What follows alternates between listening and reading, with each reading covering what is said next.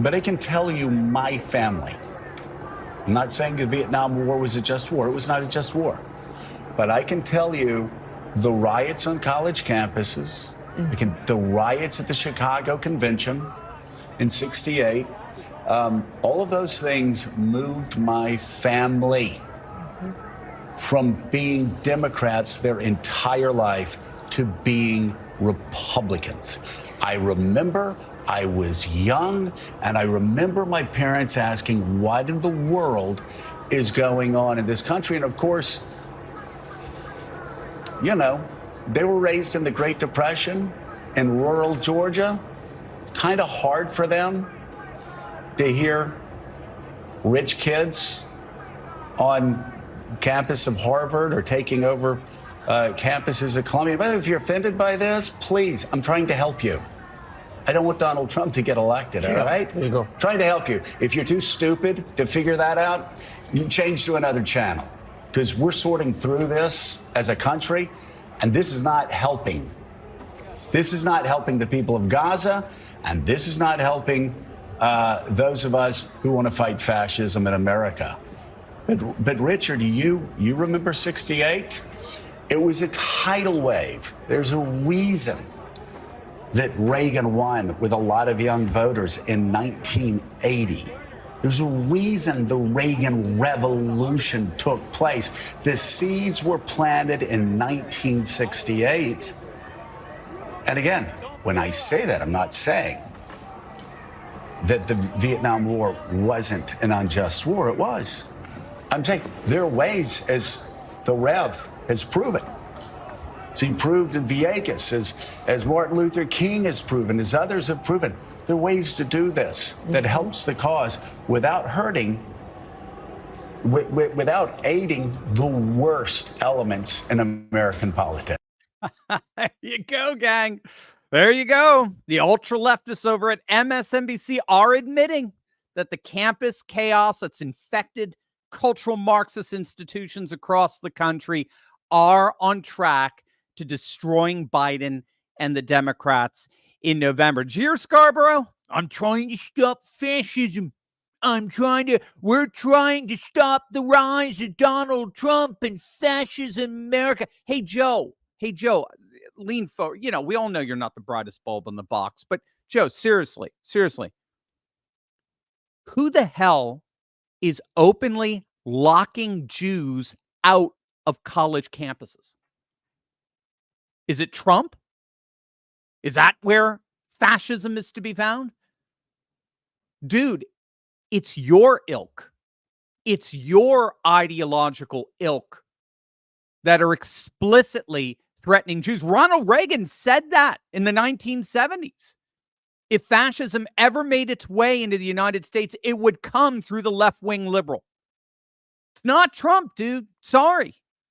I mean, talk about self-unaware. Even CNN, by the way, is admitting that, which we're going to show. I'm going to show you in a mere moment. Gang, make no mistake, Joe Biden's world is collapsing.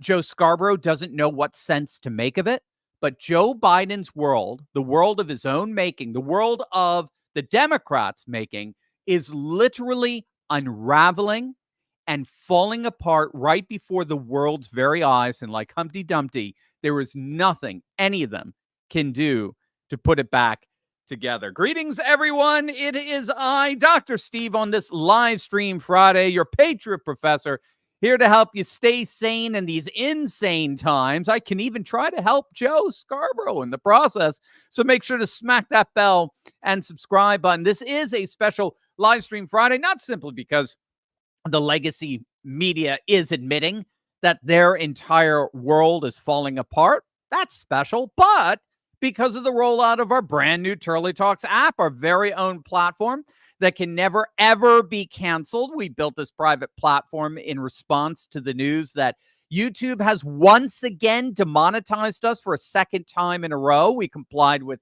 everything and anything they required of us in the first demonetization. And unfortunately, when we reapplied, they moved the goalposts and they came up with an entirely new infraction to slap us with to keep us totally and completely demonetized. According to Google and YouTube, our channel is now filled with harmful content.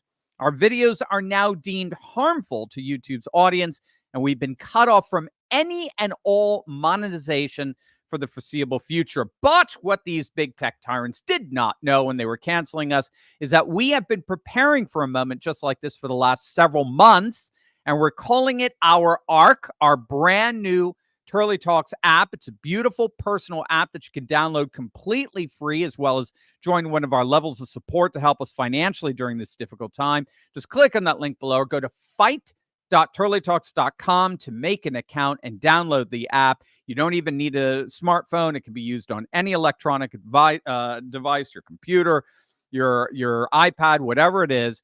Once you make your account, check your inbox for a special welcome where you can read and sign our Declaration of Restoration. That's the petition to big tech that you could sign, that you could put your John Hancock on, that informs these tech tyrants that a new day is dawned. They are no longer in control of our lives, and we are taking our nation back. And we've already had over 1,000 of you sign it. We are so excited for this Declaration of Restoration. Also, if you want to ask me a question today, because Super Chats have been disabled, just click on that link below. Sign up for any support level, anyone that you like, and you'll have instant access to our private virtual platform where you can ask me any question you like, and I'll answer it here on this live stream. So just click on that link, sign up for any level of support, and I'll answer your questions right here, right now. It will be my honor. All right, let's dive right in here, gang. The day after Biden's hopefully last State of the Union speech several weeks back, I made the argument that the speech overall had an end of empire vibe to it. The speech came across as really nothing more than the delirious rantings of a world leader cluelessly staring into the sunset of his empire. What I saw in that feeble, frail, ailing, sickly delivery, that squinty-eyed delirium, was nothing less than a symbol of a dying, decaying world, the world of liberal globalism. And in its dementia-riddled delivery, the speech really was an hour-long delusional rant that failed to come to terms with its own impending mortality. I think we are today seeing explicitly that empire shattering all around us. That empire, that modernist globalist empire, run by both establishment Democrats and establishment Republicans, by the way, the uniparty elite, right? Or what Marjorie Taylor Greene calls the MAGA party, the Make Ukraine Great Again party. That empire over which that party presides is shattering. And it is literally shattering right before everyone's eyes. It's literally falling apart all around us. Now, Larry Schweikert had a brilliant analogy here, very humorous and brilliant analogy. He argued that the Biden administration is playing in their day-to-day endeavors. They've basically been reduced to playing whack-a-mole with his policies. Right. So, right. Or what we're talking about, whack-a-mole, right? Where you have to try to smack down a mole, popping its head up. And every time you whack it, another mole pops its head up. Right. This, according to Larry Schweikert, is basically what the Biden administration has been reduced to doing. His administration is busy 24/7 trying to smack down one policy screw up after another. It doesn't matter what they smack down. Whatever they smack one policy favor down or try to, another one pops up somewhere else. They smack that down, another one pops up somewhere else. This is the unraveling of Biden's world, his liberal globalist world. So let me show you that whack-a-mole of Biden's world. Let's start, of course, with the chaos that's broken out on our college campuses across the nation. Over the last 2 weeks, there have been thousands of arrests when riot police have had to clash with violent far leftist protesters who are rabidly frothing at the mouth over Gaza and who could care less about the opioid crisis happening down the street from them. They are frothing at the mouth over how the borders of Gaza have been violated, but they could care less about what's happening at our southern border. Now, if you want to know why, it's a phenomenon technically known as ecophobia, which is a hatred of one's own, right? It comes from two Greek words, the word ekos, which means home or house, and phobia, which, of course, means fear or aversion. And ecophobia is the aversion or the hatred of our own Western culture, our own Western civilization. It's a bizarre and unique inclination and disposition that has overwhelmed the cultural elite of the West today. No other people have this. I've spent lots of time in Japan. Japanese don't have ecophobia. I've been to Italy. Italians don't have ecophobia. I've been to Finland. Finns don't have ecophobia. And we could go on and on and on. I mean, I've been to Brazil. I've been all over the world. And people, nowhere else will you see another population have the kind of ecophobia that our cultural elite have. Not our America, not true American citizens. No, they love our country. They love Western culture.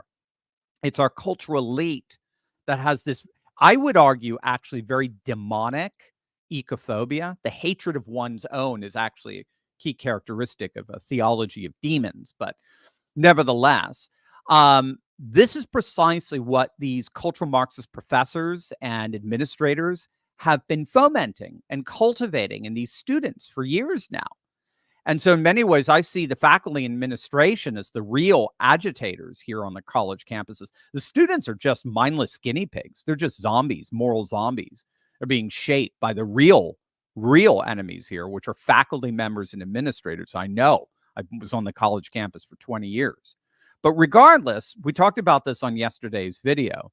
There are a myriad of reports coming out that Democrat operatives are absolutely openly now panicking about the effect these pro-Palestinian protests are having on their prospects for the November election. And for very, very good reason, by the way. Let's make sure we understand. Again, we talked about this yesterday, but let's make sure we understand the two dynamics that are happening here. And we're going to understand this in a way that congressional Republicans, feckless congressional Republicans, simply don't understand, okay? So let's make sure we lead the way for these Mike Johnson idiots who have no clue how to read a room, a national room here, okay? There were two dynamics that are coming out of this out of this campus cultural chaos, all right? First, there's the culture war between pro-Palestinian progressives and pro-Israeli liberals. Now, we've been tracking with this culture war, this literal civil war that's broken out on the political left ever since the horrific massacre of October 7th. The left is basically splitting apart due to its own culture war, a war that is erupted between pro-Palestinian progressives on the one hand and pro-Israeli liberals on the other. So they're basically tearing each other apart, right? So that's one major dynamic that's happening here. The other major dynamic, and this is the one that Joe Scarborough is freaking out over, is the vast majority of the American people don't see a culture war. They're not taking a pro-Palestinian side or pro-Israeli side per se. They're not seeing a culture war on our college campuses. They're seeing the violent takeover of our educational institutions by a radical leftist mob or radical leftist mobs.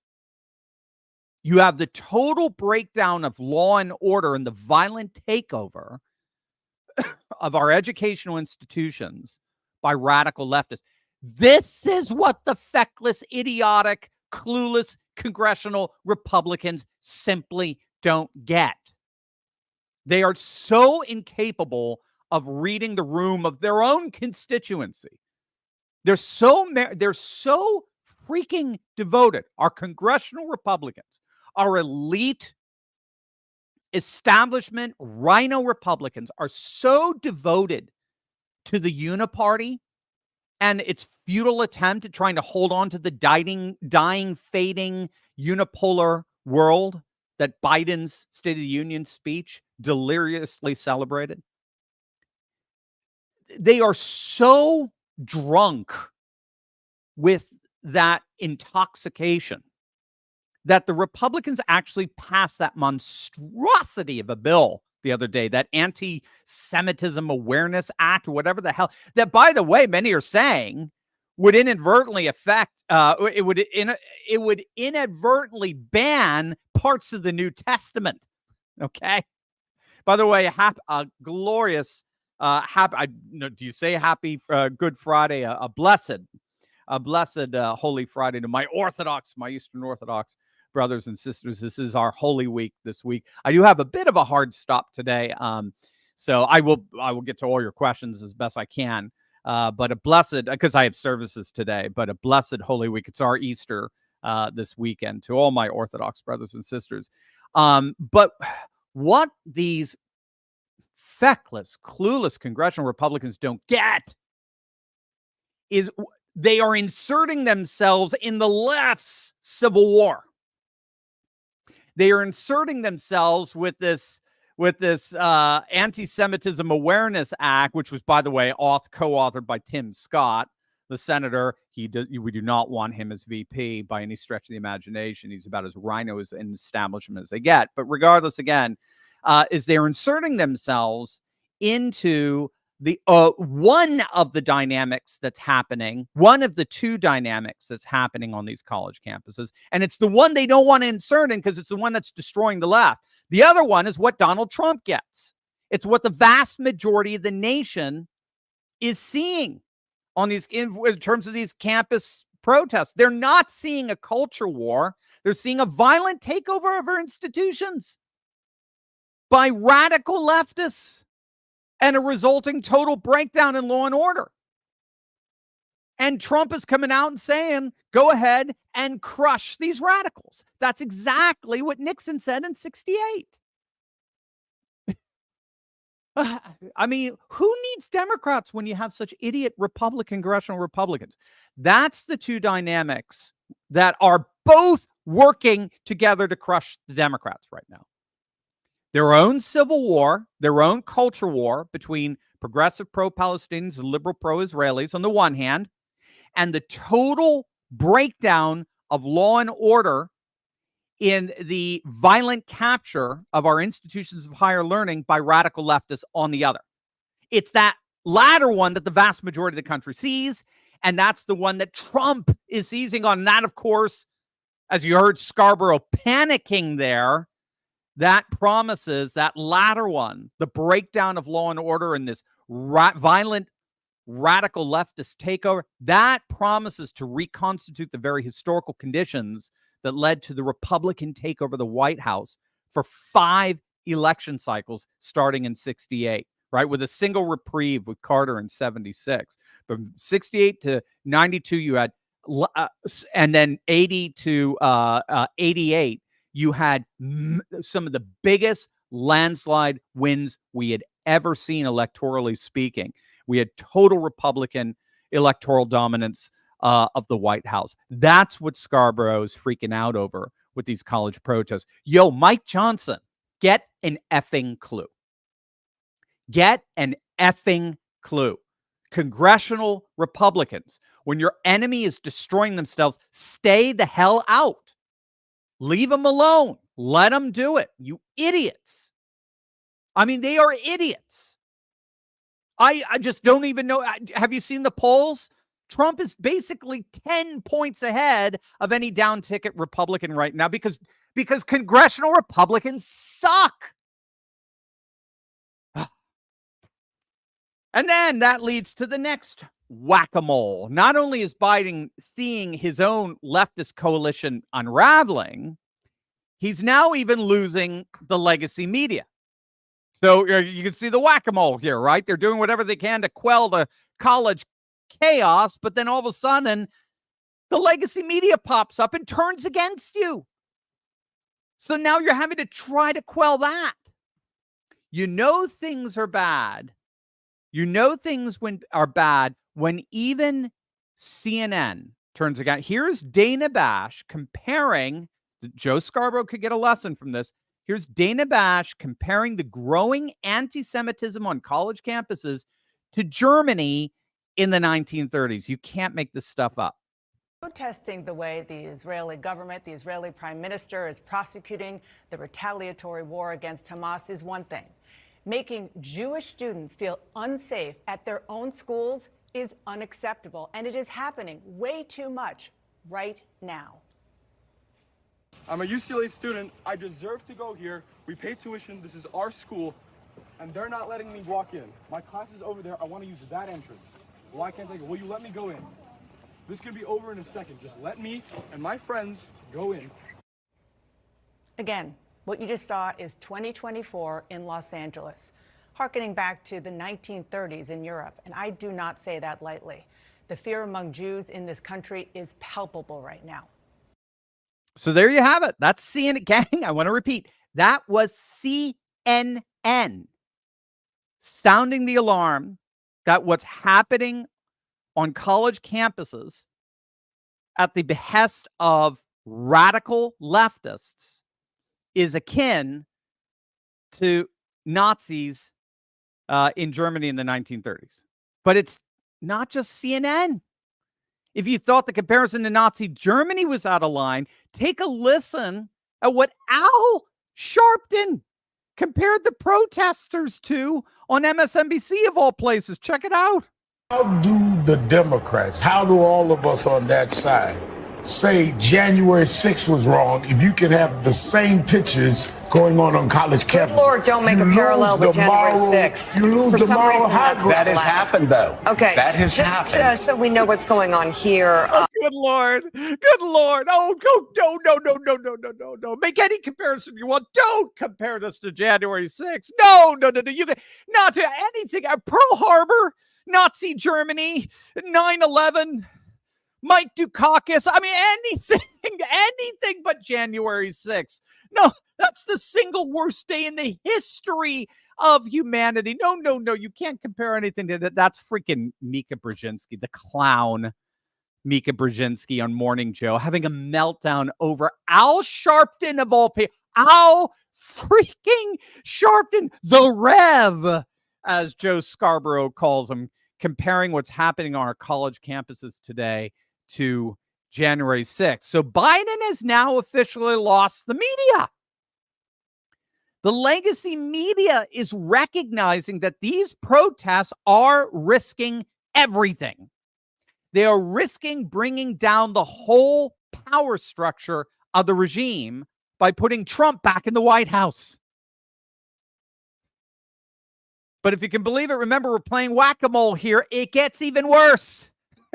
When they try to quell now the rebelling media, another mole pops up his head. Wait till you check this out. But first, gang, remember, if you want to ask me your questions, click on that link below. Download our beautiful brand new app. Join one of our levels of support, and you have access to our own virtual platform where you can ask me all the questions you like. And also, gang, have you seen how much UFC fighters love President Trump and how much he loves them? They're both fighting for faith, family, and freedom. But did you know that our camaraderie goes way beyond just fighting against wokeness? We can actually get the same pain relief that the fighters in the UFC get, precisely because a fellow patriot and good friend of this channel is the one who provides relief to that pain, and is here to do the same for you. We all know that as we age, aches and pains, they're normal, but they don't have to be. And that's where the groundbreaking medical scientist Clint Winters comes in. Clint's a world-renowned health expert who's unveiled a natural pain reliever that's taking the world by storm. It's called CB2.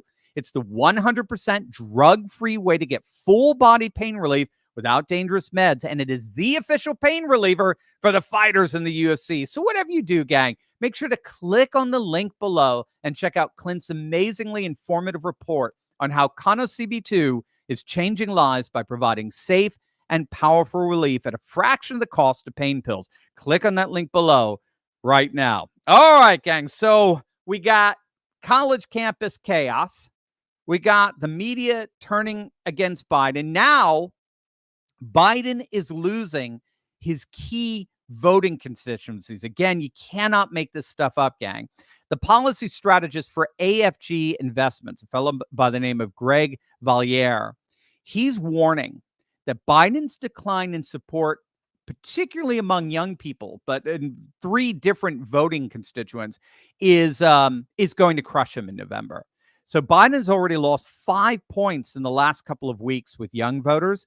But to add insult to injury, Biden is seeing record numbers of Black voters and Latino voters defect over to Trump. And this, of course, is largely because of the massive amount of illegal immigration that Biden himself has allowed at the southern border. So again, gang, you've got campus chaos that's causing young people to abandon Biden, and you've got border chaos that's causing Blacks and Latinos to abandon Biden. You even have New York City Mayor Eric Adams coming out and saying just openly and overtly that illegal immigration has to be stopped. By the way, he's come out against the campus protests as well, basically saying that there are nefarious groups from outside the United States that are trying to radicalize our students. You mean in left-wing lunacy that you've been pushing?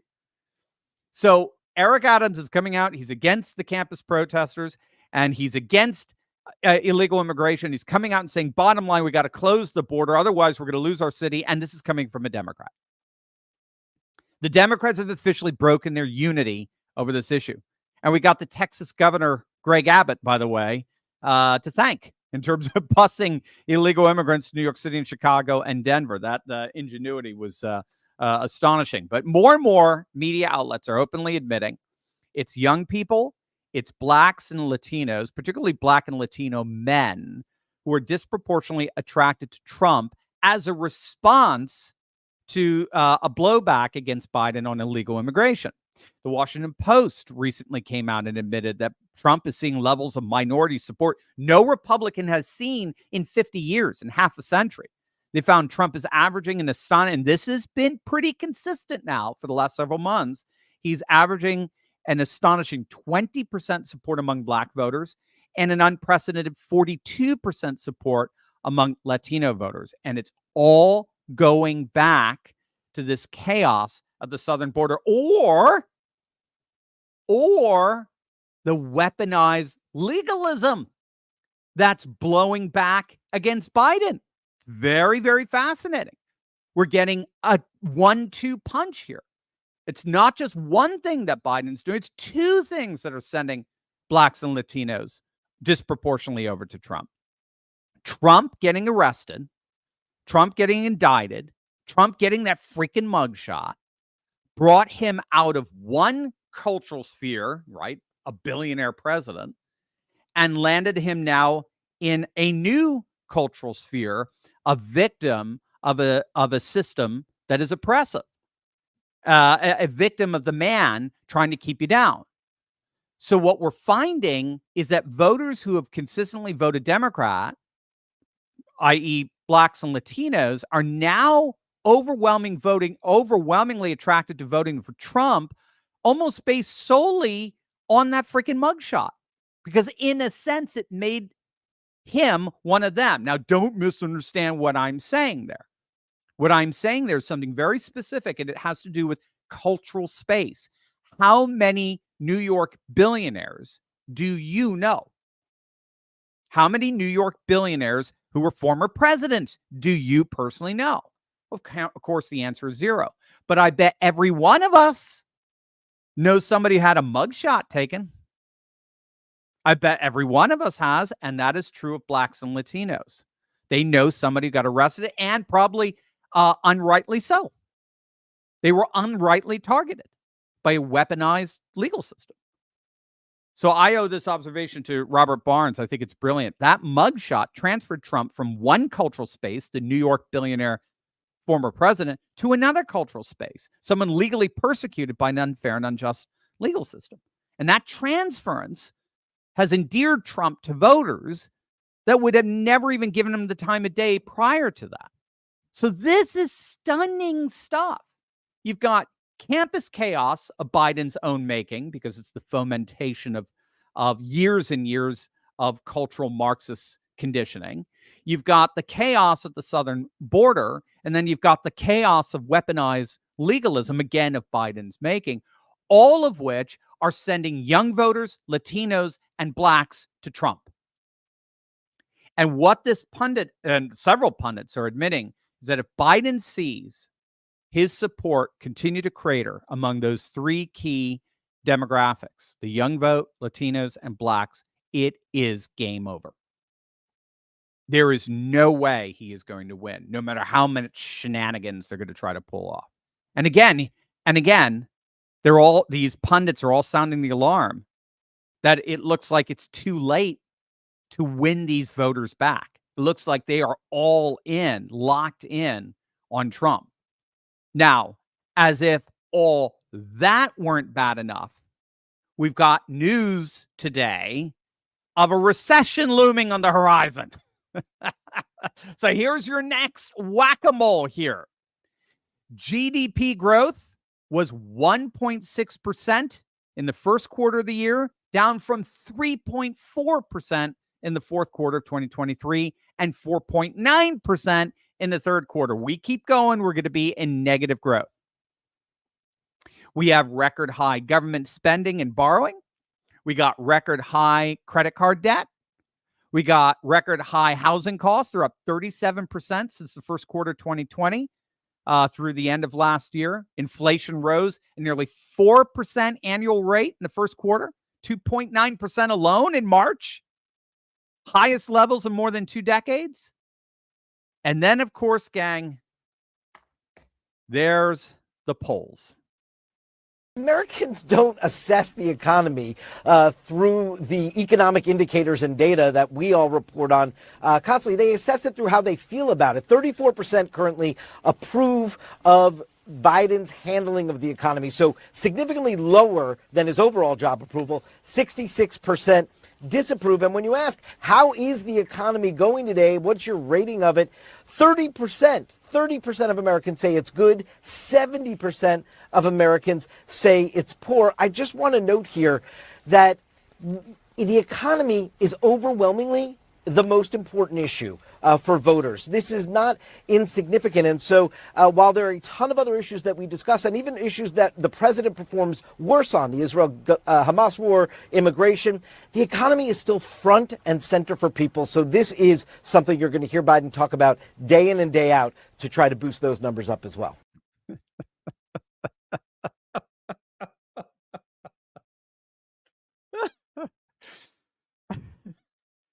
70% of voters think your economy is a failure.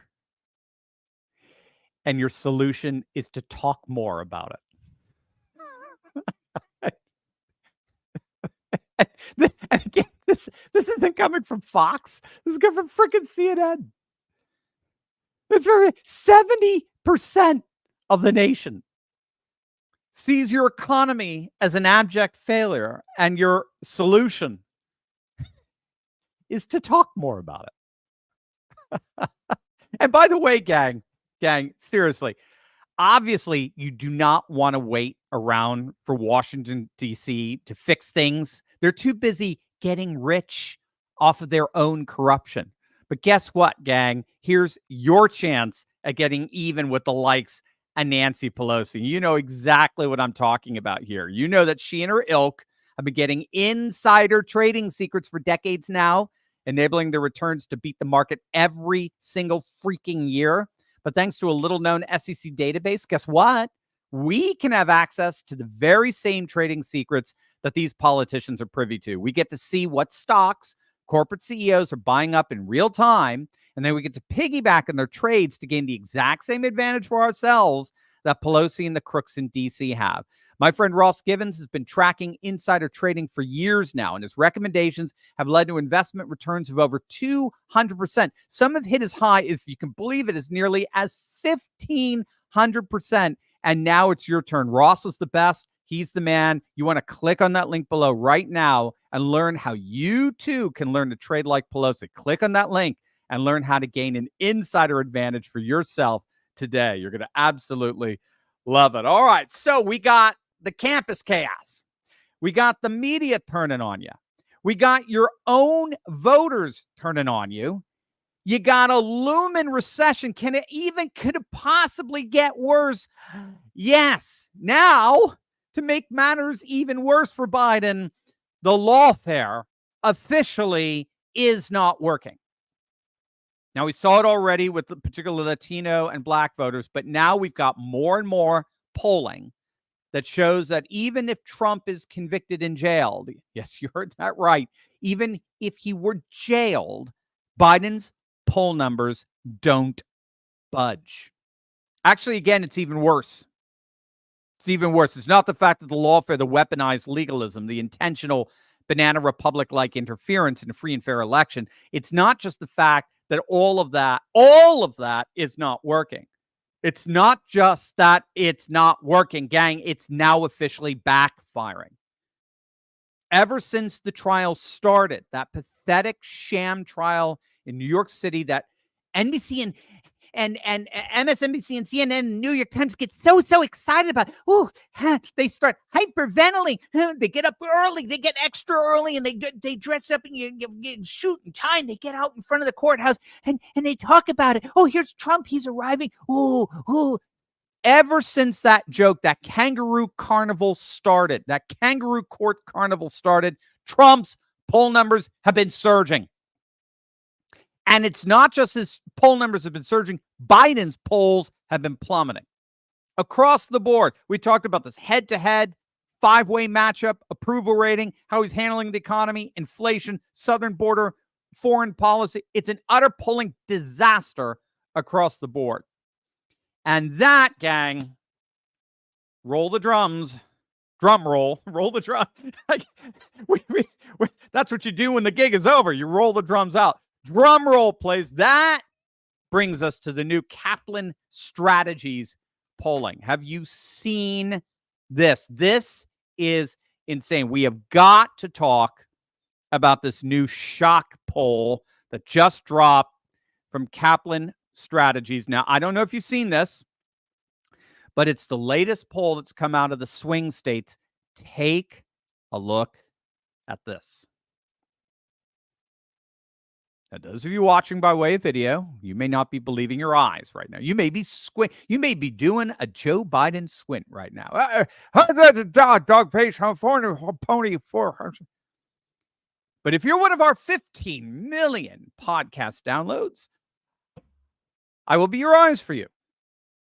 What we are looking at here, according to Kaplan Strategies, Trump is up 10 in Wisconsin.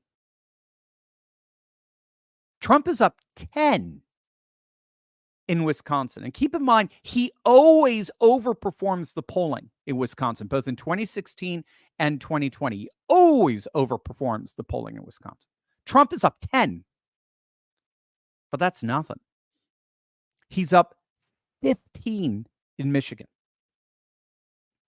Yeah, I know. Yeah, if you're driving, slow down. Don't veer off. Yep. Trump is up 10 in Wisconsin. He's up 15 in Michigan. He's up 5 in Pennsylvania. And he's up 4 in Arizona. Newsmax, I mean, they were giddy. They led with the headline, Michigan poll. Trump holding 15 point. Why am I reading that headline and you guys aren't going to it? Michigan poll, Trump holding 15. Thank you. Michigan poll, Trump holding 15-point lead over Biden. Wow. Freaking Michigan, gang. Michigan. I mean, if he's winning by 15 points in Michigan, this is a 1984 landslide. Now, that said, I do think we have to treat this poll as an outlier, at least, if not just simply because it is.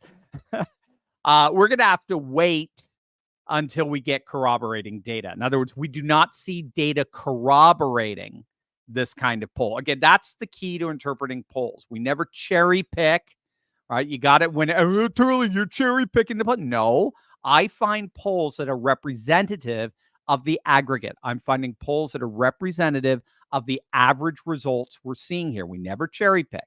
You've got to take what we call the comparative method, right? You have to compare and contrast different polls with different methodologies, different samplings, different weighting systems, right? And different sample numbers, and then see if there are overlaps, see if there are similarities and patterns that emerge.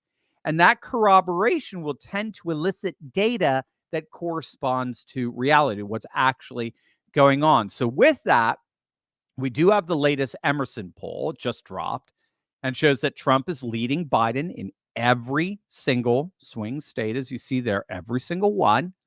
And it shows that Trump is leading Biden by 3 in Wisconsin. He's up 4 in Michigan. He is up just over 2.5 in Pennsylvania, basically 5 in Arizona, 4 in North Carolina, and 1 in 1.5 in Nevada. So the overlapping pattern between the two polls that we can see here is obviously not the margins. The overlapping pattern is that Trump is leading in every single swing state. The only question now is by how much. So that's the overlap. That if we were to compare those two polls right there, that would be the only real correlation that we could draw from that. And we'll obviously keep an eye on these polls to see if his lead is growing anywhere near that Kaplan Strategies poll, 50 in Michigan. Wow. Again, another pattern that we're seeing here is that whenever you bring any of the other Democrat, like third party candidates, Democrat leaning, so RFK, Cornel West, Jill Stein, Biden support absolutely implodes. So these whack-a-mole problems that Biden is facing with the unraveling of his policies is causing, in effect, the end result is the left is splitting. The left is splitting its vote. So if it's just Biden to Trump head-to-head, that's one thing. But when you throw in RFK, Jill Stein, and Cornel West in there, all of a sudden, we see Biden's support implode. More and more leftist voters, if given an option, want to go with the other option because they just can't stand Biden anymore for all different reasons. So you can see how it all compounds, right? All of these problems only end up creating a self-reinforcing loop that exacerbates each problem. So we'll obviously keep an eye on how things develop here, but as things stand, I think there is no question Biden's world really does seem to be falling apart. And no amount of whacking the moles is going to stop it. Over to you, gang. Over to you as Josh assembles your questions. Remember, if you want to ask me a question, just click on that link below and download our beautiful brand new app and join one of our levels of support. And you'll have access to our own virtual platform, our backstage pass, where you can ask me any and all questions that you're like, where are we now? We are at 9,784 app downloads successful. Get us to 10,000, gang. I thought we'd already be there by now. Come on. If you haven't downloaded the app, you don't even need a smartphone. It works on your computer. It works on your iPad, whatever electronic device that you have. Click on that link below or go to fight.turlytalks.com and download your app. Join one of the levels of support, and you can ask me any question that you like. Also, gang, did you know that many are saying that there's never been a better time to invest in real estate than right now? And that's exactly what a good friend and sponsor of this channel, Jeff Rogowski, is saying. Now, Jeff owns, get this, he owns over $250 million. Yes, billion with a B. I'll be like Joe Biden. I think he was trying to spell something out the other day. B and being a dog-faced pony house time for that. So Jeff owns over $250 million worth of real estate across America. And he's the one I go to for real estate advice. He's one of us. He's a Christian patriot. And what is so awesome is that Jeff is doing something. Jeff is basically leading a Christian patriot movement to buy up tons of real estate in order to perpetuate a culture of faith, family, and freedom. That's his strategy. It's amazing. And obviously, he's doing a pretty darn good job. I know a lot of you have wanted to invest in real estate, but didn't know how. That's a question that comes up a lot. I didn't know either. Guess what? Jeff's our man. That's what he's here to help us do. Jeff and his team have opened up some time to talk to you guys about your goals and about how they could potentially help make those goals a reality. It's a quick 15-minute intro call, And I really encourage you to take advantage of it. Just click on that link below or go to freeintrocall.com. That's freeintrocall.com right now to book a call with Jeff and his team. This really is a once-in-a-lifetime opportunity that you don't want to pass up. We try to bring as many patriots on this channel as possible who are actively building the parallel economy, and we want you to be on the front lines of that. So click on that link below. Book a call with Jeff and his team today. They are the best. All right, Josh, what questions do we have? Again, I might have a little bit of a hard stop here because we have some services I need to go to. Once again, a glorious Good Friday to all my Orthodox brothers and sisters out there. Carol, question, is our chance of taking House and Senate looking any better with new leadership in GOP now? Your grandma groupie. Thank you, Carol. Love you. No, unfortunately. Now, hopefully, as we get closer to the election and they zero in on Trump's messaging, bygones will be bygones, and we'll forgive him this. But no, if anything, they're making it harder. The Republican, I think we'll get the Senate. I think that's pretty much baked into the cake at this point. We just said there's too much. Well, the Democrats are having to. Do they have to defend 2 seats for every 1 seat Republicans are defending, or 3? I forget. It's 2 to 1 or 3 to 1. It's basically the problem we had in 2022. We were defending basically 2 seats for every 1 Democrats were, and we only lost 1 in the end. We defended everyone successfully, only lost 1, and did not pick up any, unfortunately. So, no, I think Republicans, the Republican leadership is making it harder. I think Mike Johnson is a political idiot. I do. I cannot come to any other conclusion. I've given him every benefit of the doubt.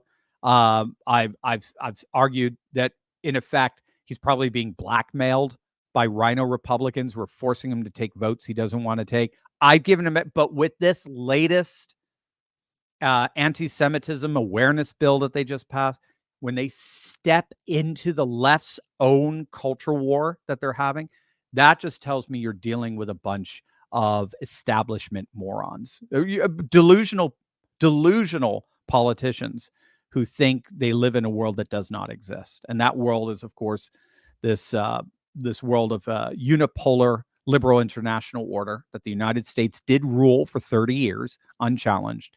That is now dead. It's over. And they still think they live in that world. They still think they're the masters of the universe, and they're not. And they just look pathetic. Rock Dog! Dr. Steve, since we know that Hamas and George Soros are funding these protests, why can't red states arrest these protesters for acts of terrorism? That's a good Rock Dog. You always have these angles that are like, well, obviously, right? It's a good question. I don't know the answer to that. I don't know the answer. The violent taking over of it's funny, Rock Dog, because that in a sense is what the Reverend Al Sharpton, resist we must, we will much about that be committed. I listened to that so many times. I wanted that to be my ringtone. Do you remember when he did that? Resist we much, we must, and we will much about that be committed. That's one of his sermons, obviously. That's basically what he said when Mika Brzezinski's like, oh, don't compare it to January 6th. But Al Sharpton's like, how do we Democrats say January 6th is so bad when our own people are doing the same thing? And then of course, the new thing now with J6 is they're not simply insurrectionists. Now they're terrorists, right? That's what AOC is trying to do. Trying to label them as terrorists. So good question. I don't know the legalities of it, but at the very least, politically, that's what they should be saying. They should not be focusing on anti-Semitism. That speaks for itself. And again, I'm being political here and strategic here. Don't get in the middle. Do exactly what Rock Dog is saying here. Don't get into the middle of the left's culture war, right? Between the pro-Palestinian progressives and the pro-Israeli liberals. Don't get in the middle of that. Let that hash itself out. Let them destroy each other on the left. What we do is we say, let's exactly what Trump has said. Let's crush the radicals. Let's restore law and order. That's where we go. And what Rockdog you're saying there is, why don't we actually bring it one more notch up and say, let's take care of these terrorists. They are point of fact terrorists. And you would ironically have someone like, or to an extent, someone like Al Sharpton on your side with that. Ironically, you got something there. I like that. Thank you, Rockdog, as always. Mary Landagatti, do you think the Supreme Court will strike down the Anti-Semitic Awareness Act? Mary, will you do your spell check here? Do you think the Supreme Court will strike down the Anti-Semitic Awareness Act? Good question. I don't know the answer to that. It hasn't even, to my knowledge, it has not fully passed. It will, because it's perfect virtue signaling for an establishment uniparty unipolar circus. I have a feeling it will. I have a feeling it will strike it down as a wink wink nudge nudge. Here you got your brownie points with whatever donors you were trying to get in good with, because nobody in America wants this. Nobody in the people want this. I don't even think, Jews want this. I mean, nobody, this is just a dumb act. It's just pure virtue signaling. It doesn't do anything. And what they want is, they want these radicals brought down, and not just, again, it's not the students. Students are just guinea pigs. They're just moral zombies. It's the professors and the administrators who we saw in front of the entire nation testifying before Congress, saying that blatant bigoted statements are not bigoted. They can't, well, it's contextual. So though the whole racket of our university, our cultural Marxist universities, needs to be flipped over. So hopefully, the Supreme Court will wink at them and say, all right, you made donors happy. You didn't do anything to help the country. You made your donors happy by passing this act. We'll go ahead, give you you had your checks stroked, so now we can go back to the Constitution, which obviously congressional Republicans right now don't know whit about. Paul, I understand the First Amendment guarantees freedom of press, but does that mean that they could freely obfuscate and lie to us? Could any rule changes by the FCC or other agencies stop the practice? Yeah, it's hard, Paul. I know what you mean. It's hard. And again, we have to, it's complicated because, again, keep in mind, that's exactly what the rationale they're using to try to shut us up and shut up Alex Jones. And so they use that, we have to stop misinformation, right? Because it all comes down to who gets to define what's a lie, who gets to definitively and authoritatively make that definite, define that and then enforce it. And it's hard today because we're in what's some scholars call post-normal times. That's a good paradigm to sort of write down and remind yourself of. And there's a number of books that have been written about it if you want to look it up.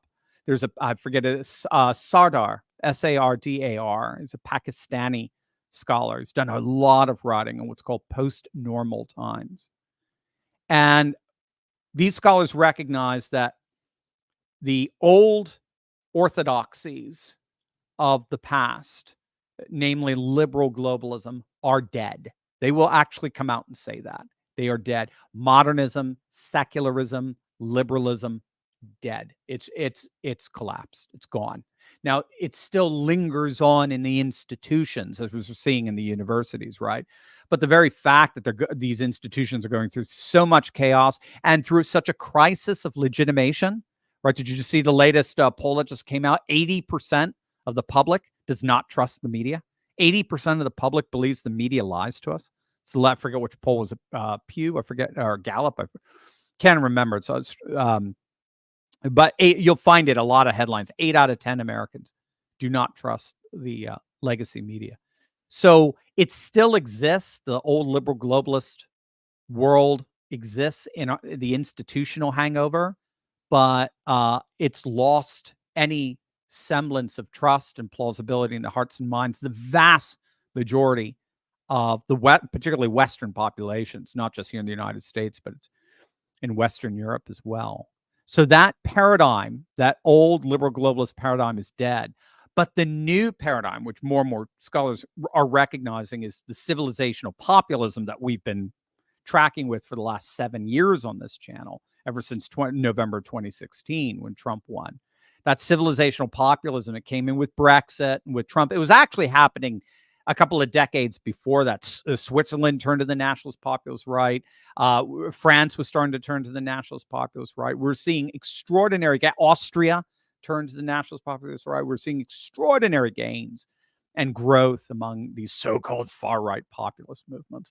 But it really started to come into the fore, like in 2014, with the BJP, the Bharatiya Janata Party, the Hindu Nationalist Party winning the biggest landslide election in human history in any Democratic election back in 2014. We start to see it obviously with the rise of Putin and the declaration of Russia as a civilizational state back in 2012. President Xi saying we're no longer communist. We are now Neo-Confucian civilization, revitalizing the Sinosphere of China in the world, and the whole idea of Tianxia, the mandate of heaven, coming up. I mean, some scholars argue, believe it or not, it goes back to 79 and the theocratic revolution in Iran. That just sort of marked at a very fixed point the death of liberal modernist globalism and a return, with all of its own problems, but a return to this civilizational populism that's taking over.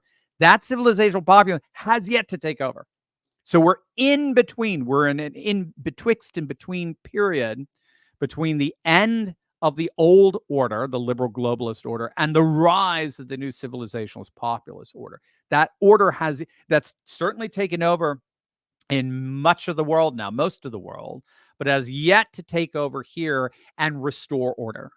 So until then, nothing is going to make sense. That's why it's called post-normal times. Nothing is going to make sense. The media is going to lie to us, right? The very institutions that are supposed to give us knowledge, the university, are instead going to give us filth and ideological insanity, right? The churches, the places that are supposed to teach truth, are going to be flying all kinds of flags, anything but a Christian flag. They're going to be doing everywhere you go. It's going to be insane, right? We're not going to know what a woman is. That's the characteristic of the time in between the death of the old paradigm and the rise and the restoration of order via the new paradigm. So that's where we are right now. We're in between the no longer and the not yet. And until then, I just don't think there's much we can do. I really don't. I don't think there's much that we can do that's gonna change this. Eventually, the lies of the legacy media are going to catch up to them. I mean, how many more doors are we going to see shut? I mean, what, Vice has gone out. I mean, and it's not even just the legacy media. It's just all woke companies. I did a report yesterday on Starbucks is just imploding. And even liberals are admitting, and they're excited about it because they think Starbucks is too pro-Israel. So yeah, it's falling apart all over the place, and it's going to be really crazy and messy. But my job is to keep you sane in these insane times. Thanks, Paul. Josh, people I follow on TikTok are saying the House passed H.R. 6090, which prevents anti-Semitism to the point that we can't even talk about Jesus being killed on the cross. Do you have any idea what's going on there? Yeah, so Joshua, that's the criticism of this bill. That's the insanity of this bill. Now, in fairness, Matt Walsh has done a very detailed analysis of this. He's come out very much opposed to it. Many are saying he's about to join Candace because he's come out against this Anti-Semitism Awareness Act. But regardless, what it seems to be doing is it seems to be criminalizing speech against Jews. Criminalizing speech against Jews. Obviously, anybody who's being violent, anyone who's breaking, we already have laws in the books. That's the thing. We already have laws in the books that can easily take these protesters out, right? I mean, they are physically harassing Jewish students. They are they are preventing them from coming onto the college campuses, all this sort of stuff. They're threatening them physically. That's illegal. You can't do that. That's enough. You don't need to pass this stupid virtue signaling bill in the hopes of winning a few more Jewish votes to your side and then getting a few more checks stroked from donors. It's just absolutely stupid. It's criminalizing anti-Semitic speech. Now, again, and other people pointed this out. This is not my critique. This is not specific to me. I'm just conveying it. That, think about what Joy Reid says about white people on MSNBC every single night she's on.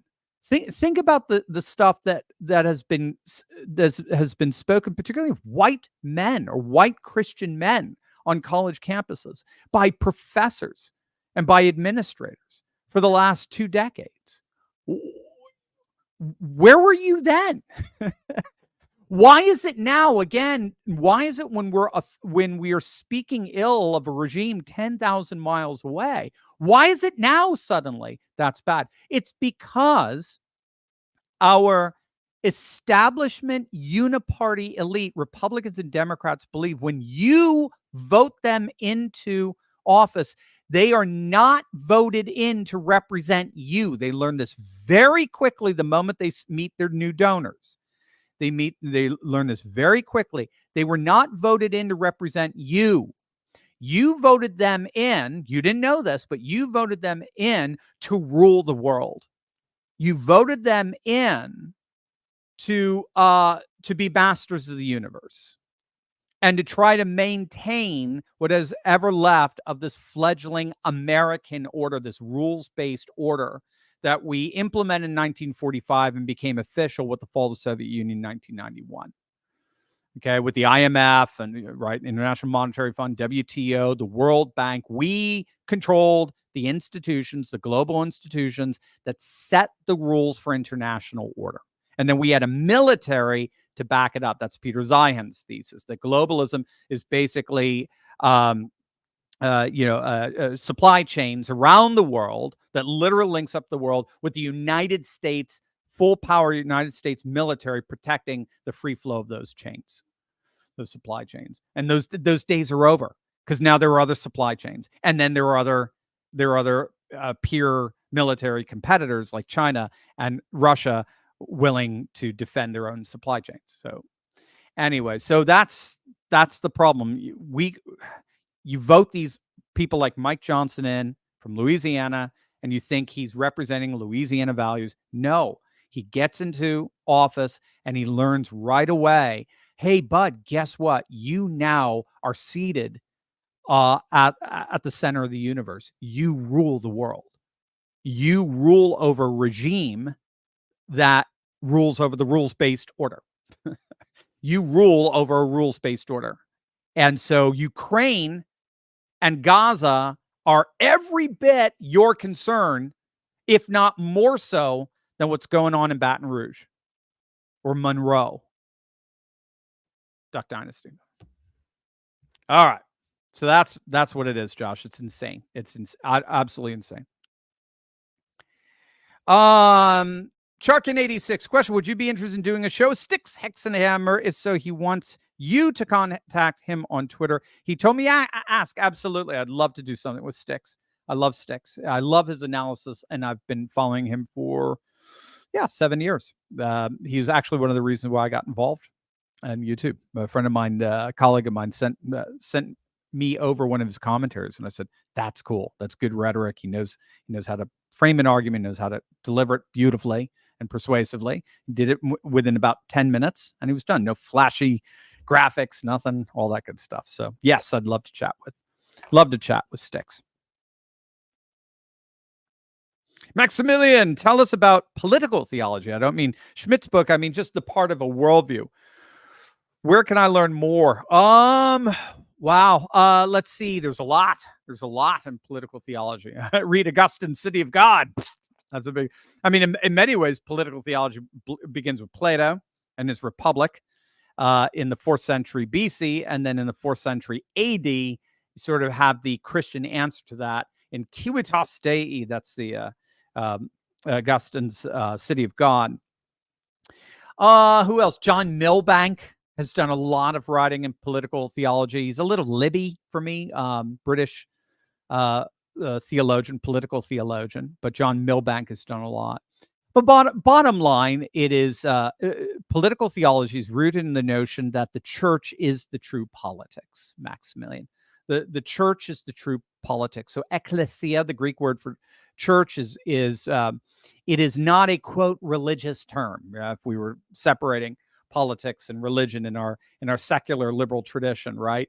It wouldn't be a, quote, religious term. There are plenty of religious terms in the ancient world. Synagogue, right? It's a place where people were gathered together to hear sacred writing.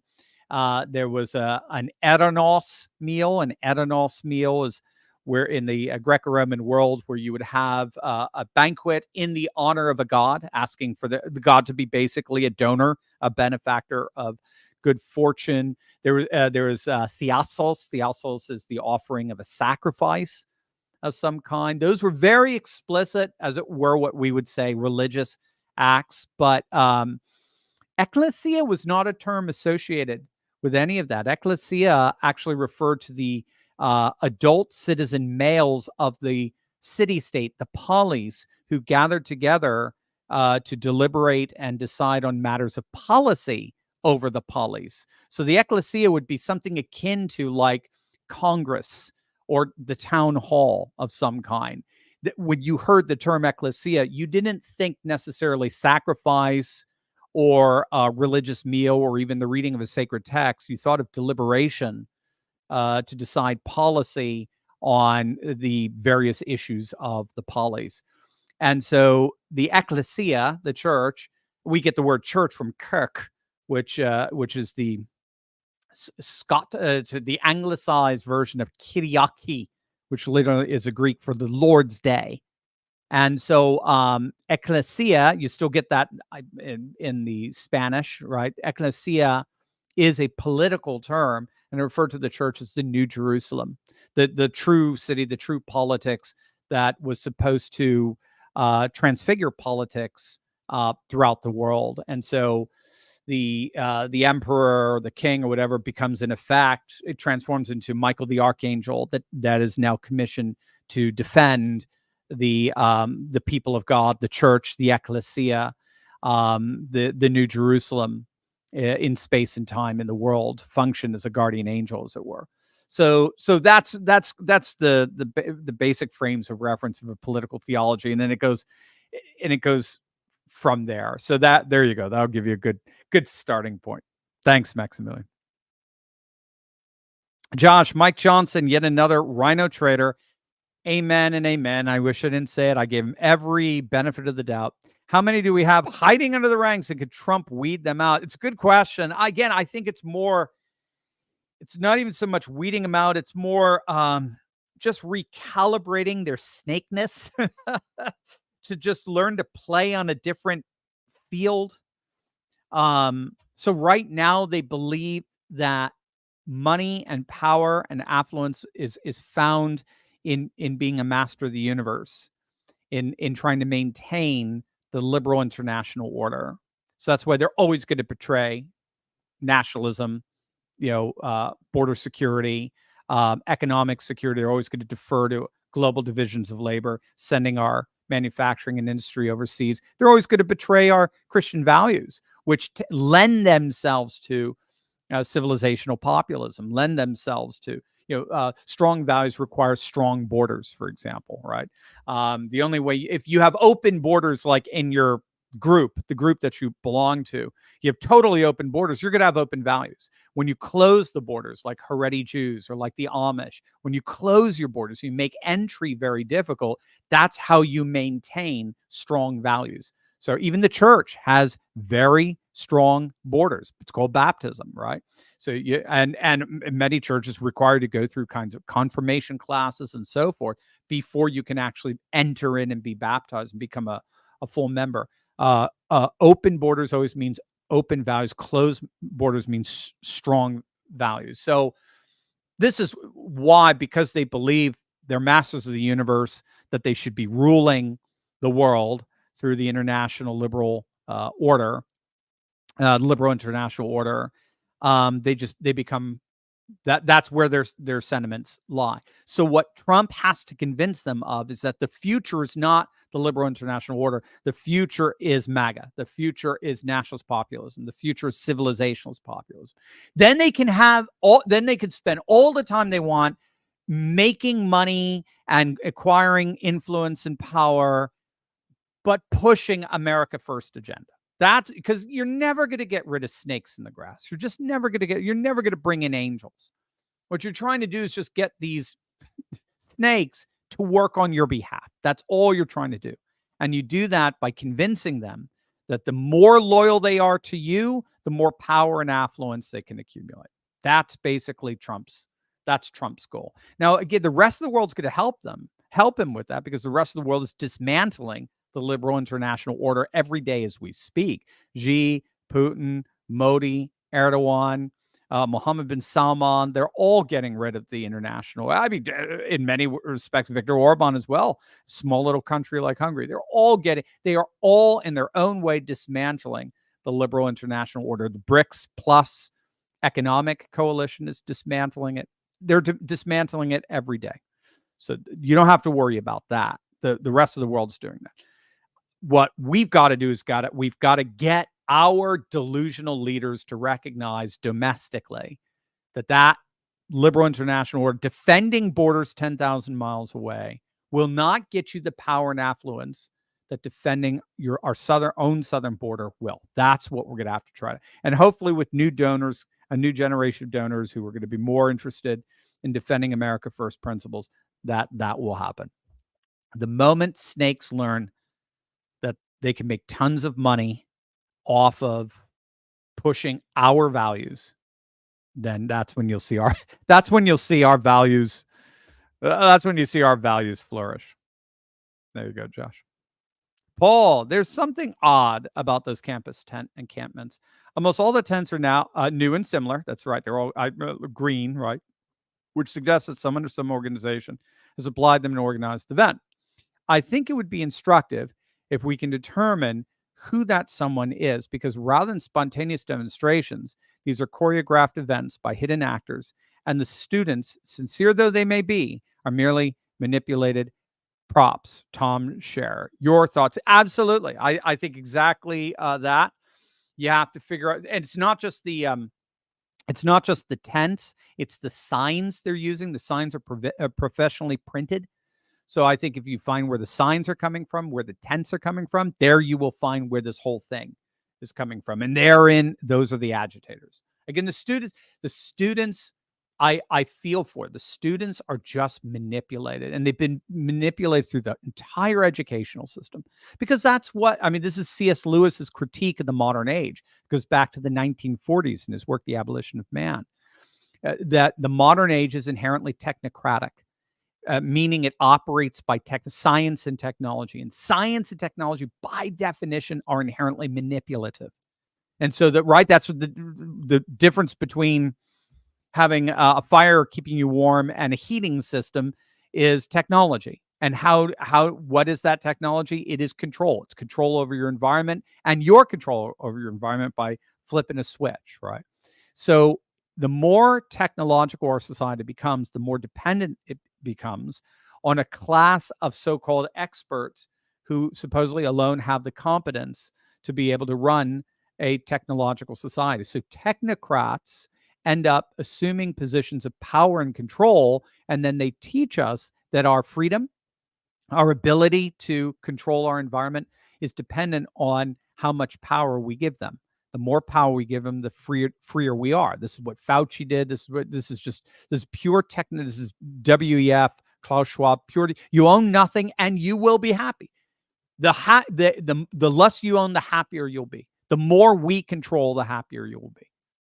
So we have got to find the masters of the universe inside our own spheres that are manipulating these students to give them more control. Basically, that's what they're doing. I actually believe AOC is a useful idiot. I believe AOC has been ideologically captured in her imagination, but she's being used. And so I agree with you. That to me is the biggest, that is the number one priority Trump has, is to trace this all back. Who are the real masters of the universe? And do what he needs to do. Call some guys from Jersey. Fallen Templar, regarding America's new awareness law that made its way through the House, what to do?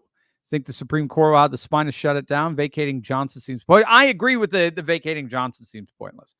I think Marjorie Taylor Greene right now, again, don't get me wrong, I love MJT. Though you don't return my texts, I've got her number and she doesn't return my texts. I'd love to have her on, but no, she's. I just think she's being delusional.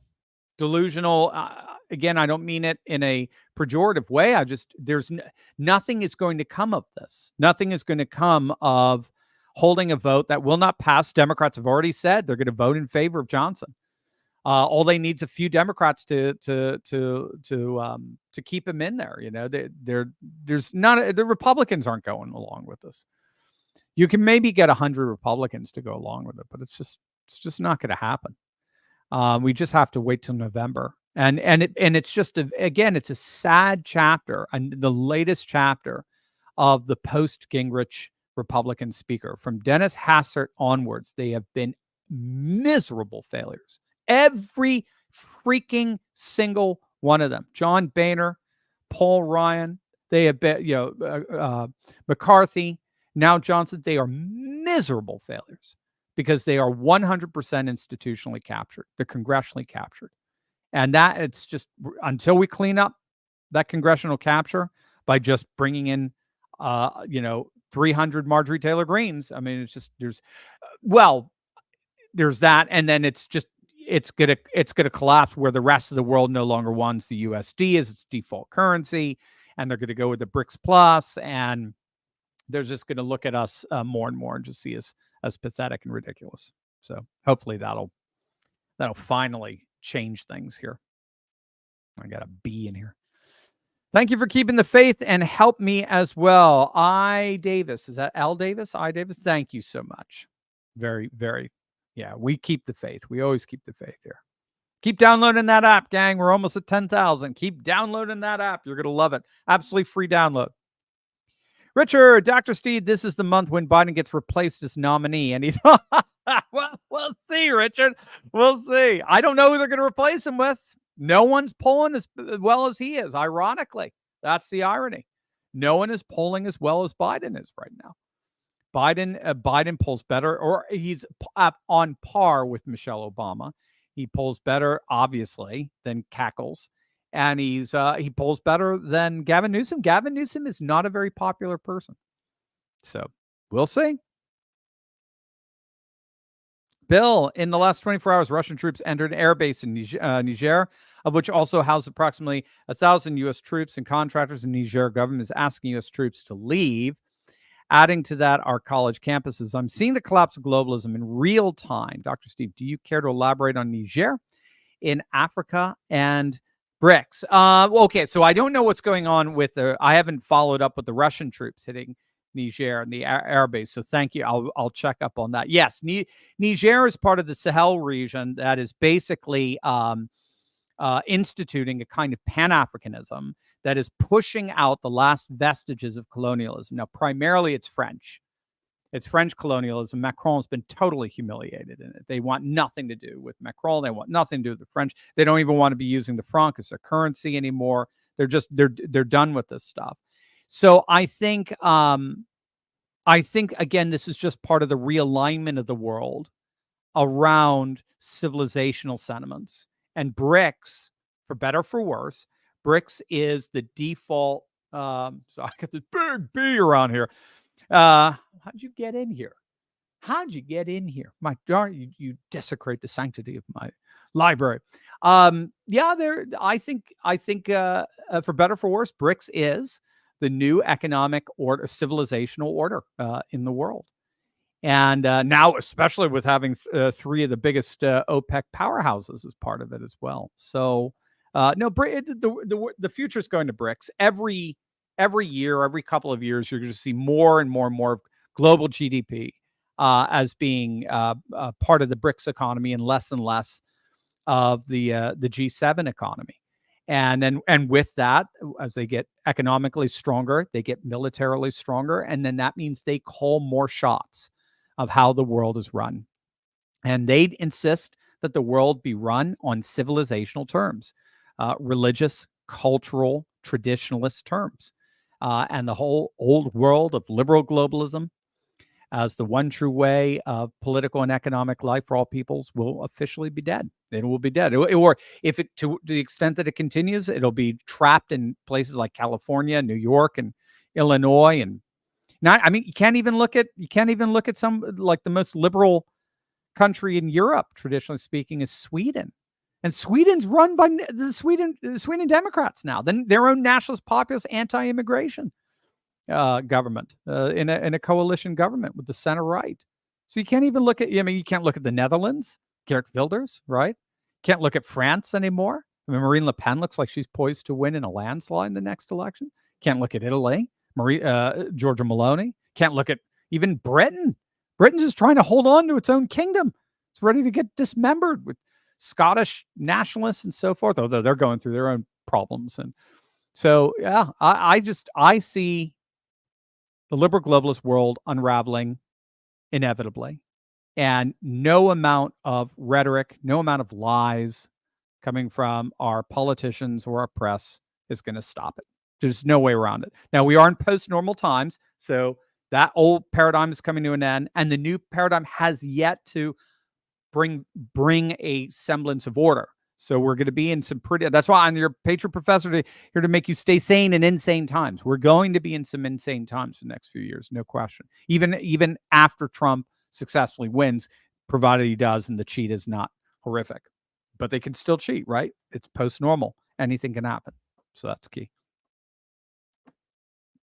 Richard, Dr. C, do you foresee a violent Dem convection similar to 68? That's what everyone's concerned about, because it's the same conditions, including Chicago. They're even going to be in Chicago again. Let that hit you, right? So it could be. We'll see. We'll see how it goes. It's at the end of the summer. Things could quell down. Again, people are saying, isn't it interesting that all of these New York, Northeastern, Chicago, Ivy Leagues, as it were, are protesting in the spring? Right? Where were you guys in December? Where were you guys at the end of January, February? Interesting, isn't it? So we'll see. Joan, how the heck can 30% think the economy is doing well? I love that incredulous. How the heck can 30%? Do they not shop for groceries? Yeah, they tend to be affluent. They tend to be the more affluent. I agree with you. Or they're just not paying attention. But there is a massive gap between the affluent, the 5%, 10% richest, or that are in the 10%, because it's not, yes. In the top 10% income earners, there is an absolutely glaring discrepancy between how they view the world, their worldview, and how the rest of the 90% view the world. Now, this is 30%. I'm with you. And government workers, I could see that. Life is probably pretty good for you if you're a government worker. No way you can get fired. You get raises every year, all that sort of stuff. But just the discrepancy is enormous. They are basically the Roman aristocracy, partying, going to the vomitariums, right? Where you eat and drink till you can't eat and drink anymore, and then go into a vomitorium and vomit, and to go eat and drink more. Basically a bulimic like act. They're the bulimics of our society that are gorging on what's left of the globalist world. And the rest of us are doing our best to kind of get through it with some integrity and being responsible with balancing our books and so forth, and trying to live within our means, all as Joe Biden just gives handouts to, college loan recipients and so forth, saying, "Oh no, here this guy, this plumber over here never went to college. He's trying to pay for his kids. He saved up all his money so he could pay for his kids to go to college, so they won't be in debt. We'll make him pay for it." They're just vile people. JJ, do you see where Biden admitted that the open border was to bring laborers in and called Japan a ND? Is there something else that comes after that? I don't know the last part. But of course, yeah, I could see that. Oh, follow on previous. Biden also called Japan and India xenophobic. Okay, I did not see that. But we just passed 9,800 app downloads. Keep going, gang. We're almost at 10,000. Click on that link below. Download our app, absolutely free for what do you have? It doesn't matter. iPhone, Android, computer, iPad. It works at all. You're gonna love it. It is our cancel-proof answer to YouTube demonetizing us. You'll love it. All right. Yeah, I mean, everybody knows it. Everybody knows the border is open in order to deal with the inconvenient truth that the vast majority of the indigenous demographic in America does not like Biden and the Democrats. I mean, we see it every single election when you look at it county by county breakdown. I mean, we have just over nearly 3,100 counties, and 2,700 or so are fully red. The Democrats have been basically consigned to coastal elite cosmopolitan centers with a little patch of blue here or there in the middle, like in Denver, something akin to that, or like Nashville or whatever. But even in New York, I forget how many counties New York has, 60. Even New York, it's not even double digits, the ones that are go blue. So they're consigned to solely cosmopolitan, coastal elite centers. And then to make matters worse, they've stopped having kids. Liberal elites are way below the 2.1 replacement level, whereas conservatives, and particularly conservative religionists, are way above 2.1. And demographers know that we're just a few years away from seeing the culture wars tip dramatically in favor of the Christian conservative. I mean, it's already in many ways, it's already happening in many, many parts of the country. Yeah, at least about 30 states right now are going more or less Christian nationalist in some way, shape, or form. Not as much as Montana yet. Idaho, certainly northern Idaho is going there. Texas, in many respects, is moving in that direction. But they're all going in that direction, and that's just freaking the left out. So yeah, they have opened the borders to try to change that demographic. That's basically what. It's not much harder than that. Thanks, JJ. America the Free, if the egregious anti-Semitism bill, I like that word, egregious, yes. That's outrageous. An egregious anti-Semitism bill goes through.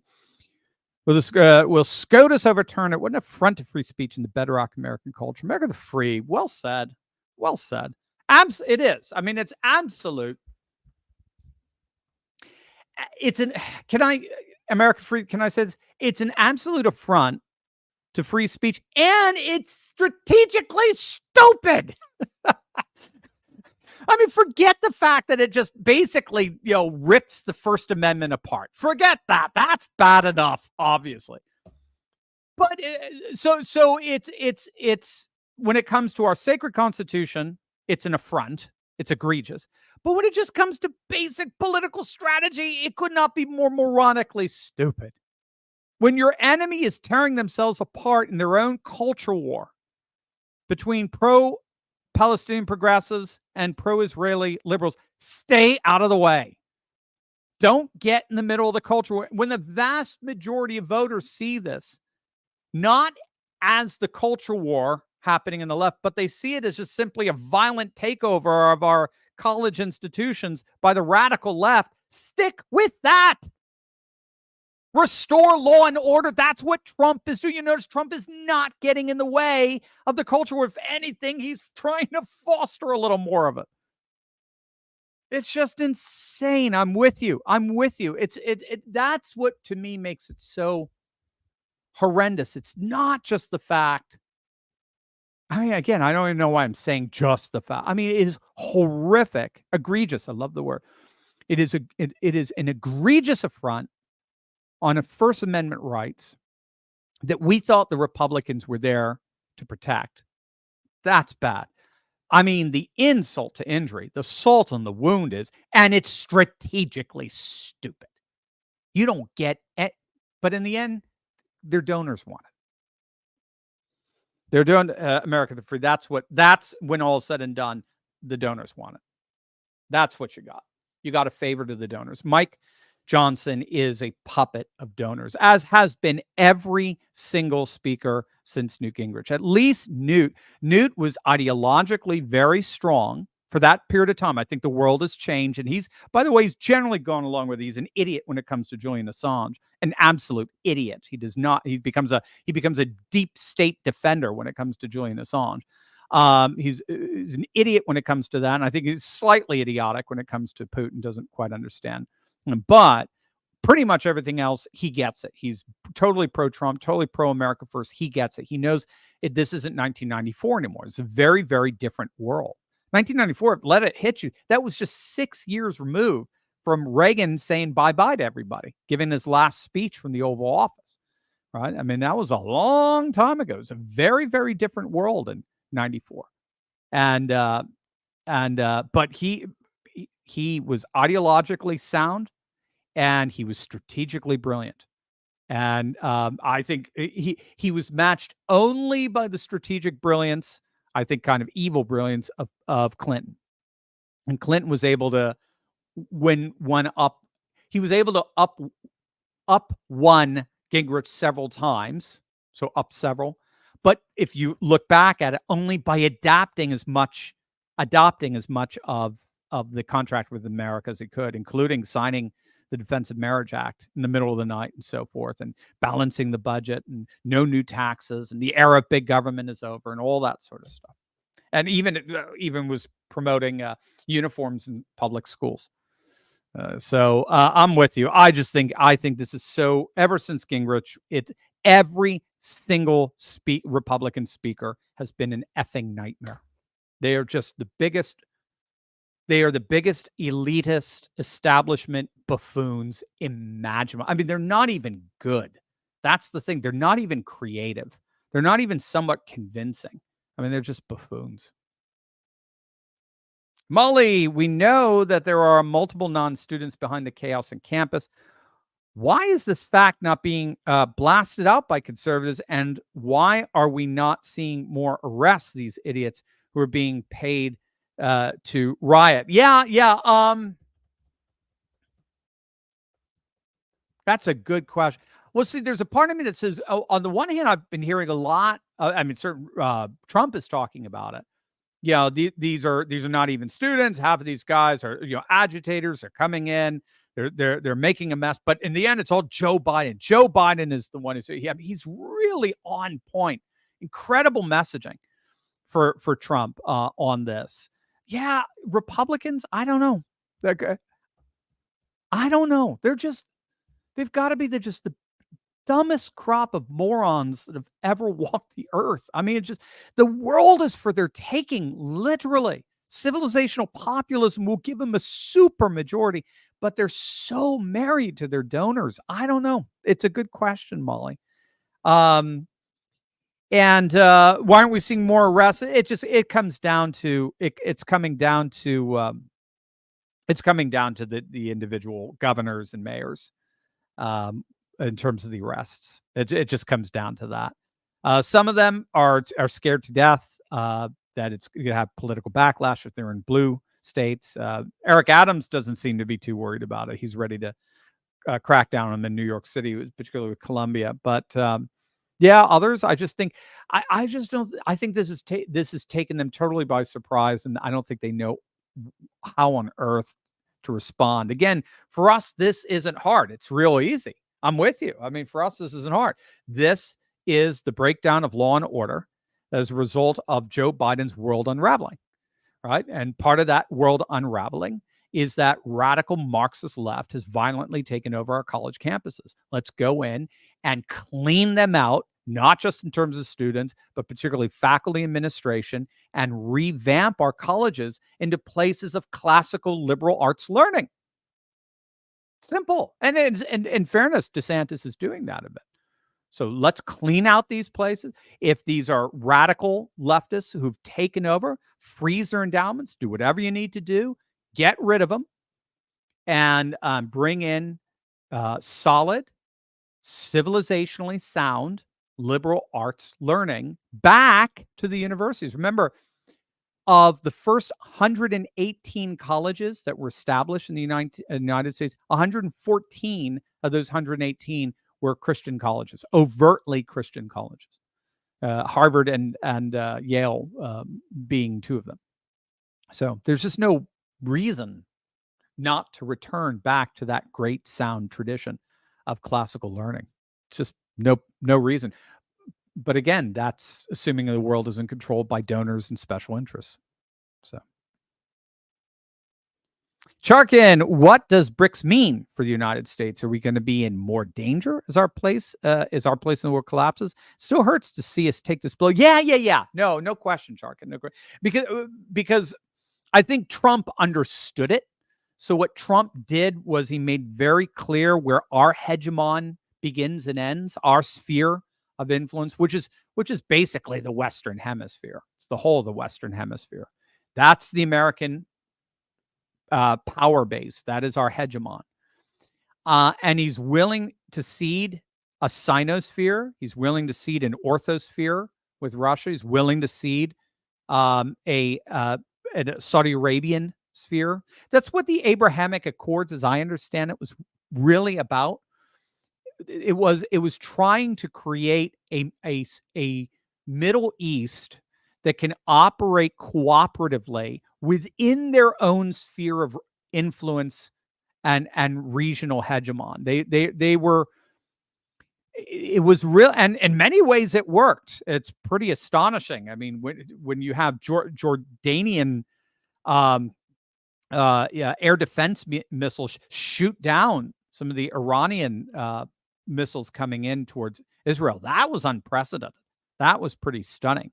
Right or wrong, I mean, a lot of people were very upset at that who were on the more pro-Palestinian side or more multipolarity side. But it was just that the very fact that Iran and Saudi Arabia were have forged a rapprochement, the fact that Saudi Arabia and Israel were on the brink of a rapprochement, that's the world that Trump sees. He sees a civilizational world.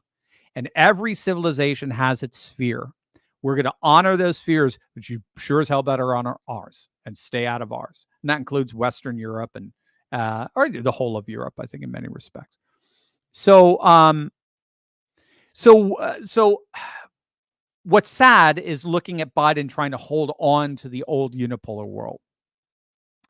BRICS is just, it seems to be it's going to be a balance of power, economic power, where more and more of the world is going to invest less and less in America's debt. The USD is going to be less. It's still going to be the predominant currency for the foreseeable future, but it's not going to have the dominance it once had. It'll be predominant, but it won't have the dominant effect. And that might actually work in our favor, just in that less countries are going to be investing in our debt because they don't want to convert the dollar that they use in oil exchanges or in international trade exchanges, particularly on SWIFT financial transaction platform. They don't want to, whatever money they have left over, whatever money we paid them, that's a surplus in trade to their benefit. They don't want to convert that into their indigenous currency because they end up losing money in the exchange rate. So all they do is they pour it back in the United States in terms of buying our T-bills, and they earn several percentage points of interest, and they're happy. Everybody's been happy doing that since the 70s and 80s. But that means with all of that investment, we get to send hundreds of billions of dollars to Ukraine. So it might be a good thing for us when we have far less countries buying up our debt, and thereby no longer enabling our leaders to so easily send so many hundreds of billions of dollars to defend borders 10,000 miles away.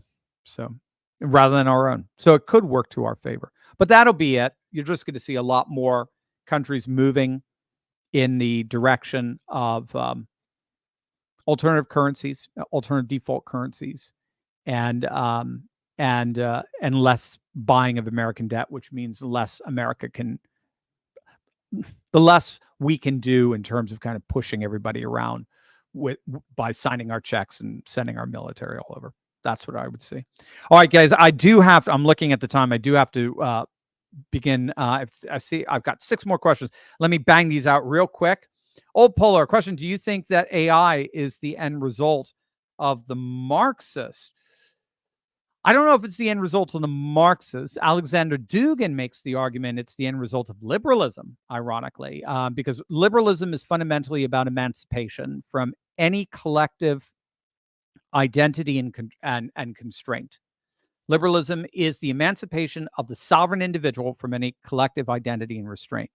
The ultimate identity and constraint is a collective identity and constraint is human nature, to be human, right? So I don't. So his whole thing is the individual wants to be liberated from religion. The individual wants to be liberated from government. The individual wants to be liberated from community. The individual wants to be liberated from gender. The individual wants to be liberated from even individuality, and then join all these identity politics movements. But eventually, the individual, he thinks, is going to want to be liberated from humanity itself, and that's where AI goes. So he makes the connection between liberalism and AI. To the extent that Marxism is liberalism, that would be the case. But I don't know beyond that. Thank you, Old Polar. Dr. R or Don R. Can we trust the RNC now that with their new leadership? Trust them. Let's just do everything. Let's use everything in our arsenal to get Trump into office in November. That's what I say. It's not even a matter of trust. Just use every arrow in our quiver to get Trump into office, including the RNC. Again, I think Mike Whatley and Laura Trump are excellent, so I would go with them at this point. But gosh, when they get into office, just something seems to happen. Because Mike and once Trump wins, I mean, I don't know. First thing they can do is, and if we capture the House again and so forth, the first thing they can do is, just vacate the. Well, they would have to vote in a new speaker, and hopefully they'll find somebody else because he's so pathetic, he's so weak. William, hi, Dr. C. I always worry about legislation that's proposed to address what we could sort of see as a very clear limited in scope issue, but that liberals can, when convenient for them, turn around to harm us using it as a precedent. What you think? So yeah, that's the concern. That's why I think conservatives we're different than liberals in that we tend to think down the road. And we tend to think, how can this legislation in turn be turned around and used against us? Case in point would be the counterterrorism measures that were passed after 9/11. The counterterrorism and the homeland security measures that were passed are now being used against J6 defendants. So the irony is the counterterrorism measures that were passed by Republicans are now being used against primarily Republicans. So I'm with you. It does have that way of boomeranging. The way around that is we have to tap into the civilizationalist populist paradigm that promises to give us a supermajority for as far as the eye can see.